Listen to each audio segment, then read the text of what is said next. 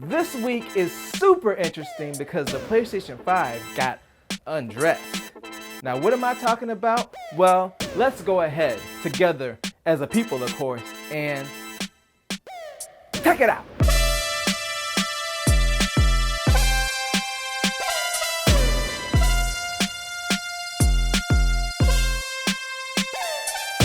And welcome to another sensational Saturday.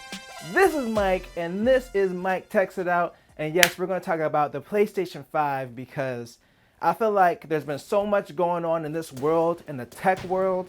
Well, we got the new iPhones coming up, which I'm going to talk about next Saturday. And then, of course, we got all the drama with MSI and the graphics card stuff and everything being sold out. There's just been so much to talk about, but I feel like a lot of people skipped over the fact that PlayStation put out a full 7-minute video of the PlayStation 5 just basically being taken completely apart. And I'm gonna be honest, I watched the whole thing twice. I literally watched it again right before this video just to kind of refresh my memory. And it was awesome. Like, I don't know if you guys get excited for stuff like this, but I do, just to kind of see them go through and like literally take apart the whole system. Now, of course, there were cuts in the video. They didn't remove all the screws because realistically, it probably would take more than 7 minutes to take apart.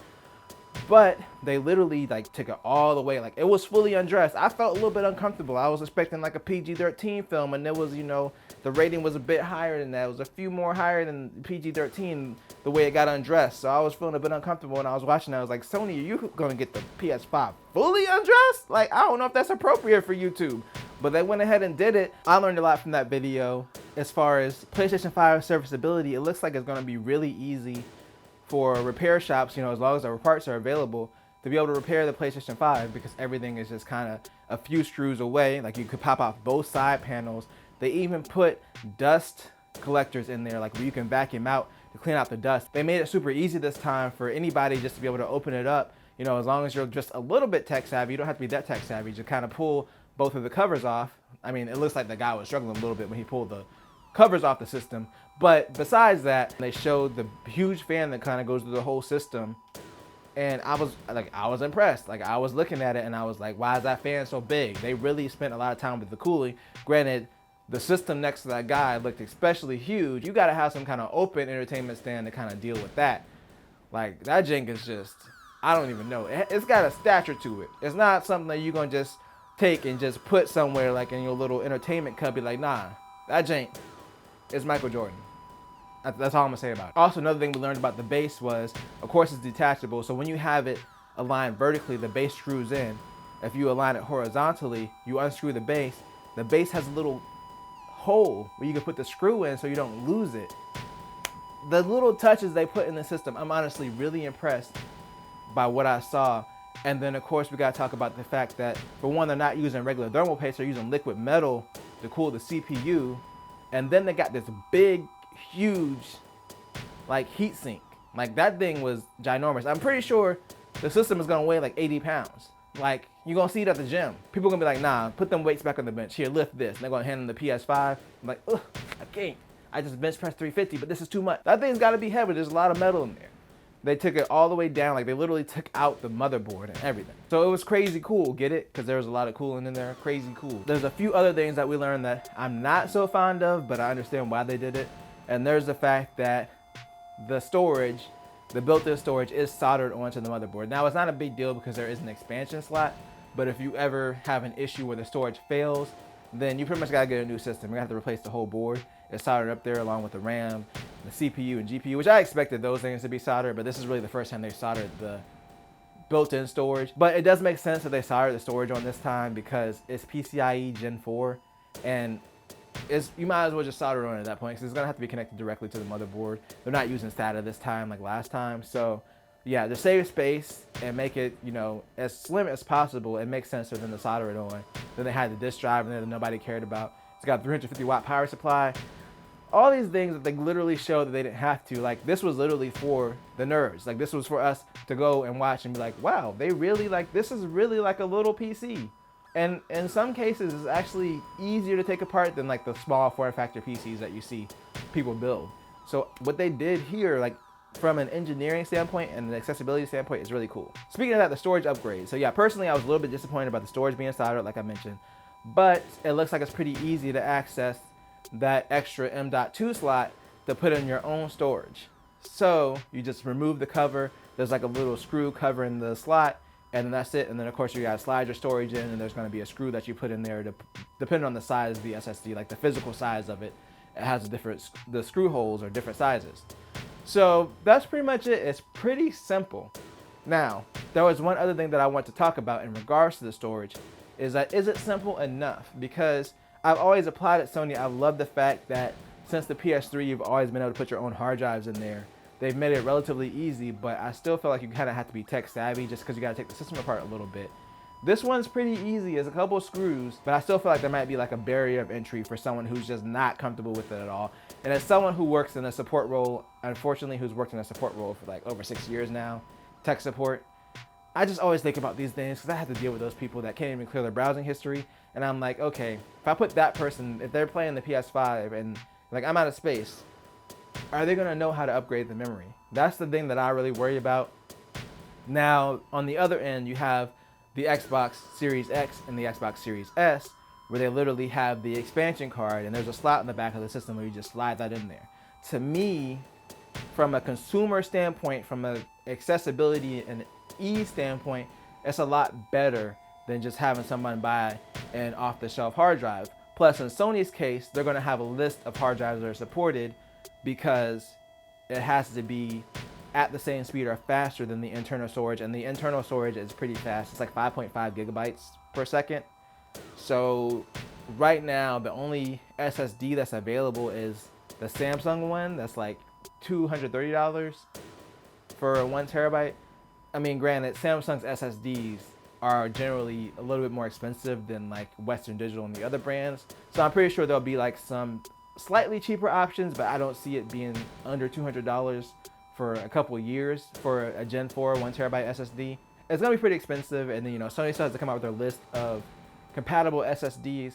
I just think that just adds more confusion from a consumer standpoint. Like obviously someone who's a little bit tech savvy will know how to go and look and be like, okay, this is a supported one for Sony, so this is one that's gonna work with my system, and then go through the whole installation process.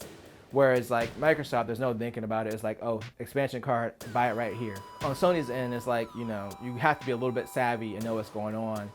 And look at Sony's list and be like, okay, this SSD is compatible. Or you could just buy one that is faster than the rated speed and hope that it works. Whereas Microsoft is like, you buy the card, you stick it in the Xbox, you're done. There's no thinking about it. This is gonna work for your system. Now, of course, the bad part with Microsoft is theirs is proprietary, meaning that it's something that only works with the Xbox. So they're going to control the pricing for it. And right now the 1 terabyte is $220, which is not bad for a 1 terabyte Gen 4 SSD. That's like on par with what we're seeing price wise. So right now it's not bad, but what about a year or two later when the prices go down? Is Microsoft going to adjust their pricing? They haven't really been clear about it. So we don't know. So that's the bad thing when it comes to proprietary storage. Like in Microsoft's case, it's like we don't know. But from a consumer, like the general consumer standpoint, as far as like, I want to get more space for my system, I just buy this card and stick it in, versus like, I got to go look at this list. I got to find this SSD that, is compatible. I got to take this apart. I got to unscrew this and put this in here, screw it back and put everything back together. Not that that would take that long. It's just, I think from a convenience standpoint, the Microsoft solution is better. From a consumer-friendly standpoint, like giving you the most options, Sony's is definitely better. And like for me personally, if I was looking at it, I want the PlayStation 5 because I know like I can easily install an SSD, and I'll wait for the prices to go down, or wait and get like a 512 gig for around $100 if they're around that price. Who knows at this point? But for me it'd be a lot easier. But I'm thinking about like the person that literally doesn't know anything and trying to explain to them how to do the PlayStation 5 upgrade versus doing the Xbox where you literally stick a card in the back of the system. Now, I'm not going to sit here and badger Sony completely, because there's also the fact that with the Series S, which is $300, their only expansion card right now is $220, and the Series S only comes with a 512 gigabyte hard drive. And you got games like the current Call of Duty that's over 100 gigs. If a lot of these games coming out are that size or around that size, that's like 4 or 5 games. And then if you buy the expansion, the 1 terabyte expansion, then you're literally paying more than you would have paid for a Series X, which comes with a 1 terabyte. I mean, granted, you'd have 1.5 terabytes, but you would still have a less powerful system that you pay more money for. So there's that issue on the Microsoft end. In my opinion, they need to release a 500 or 512 gig variant of the expansion for maybe around $100. And that would make sense because if the person that buys Series X buys that, then they're still going to be at $400 and they would have the 1 terabyte of storage. So they would still have saved $100 versus buying the Series X. So I think that they both have their advantages and disadvantages.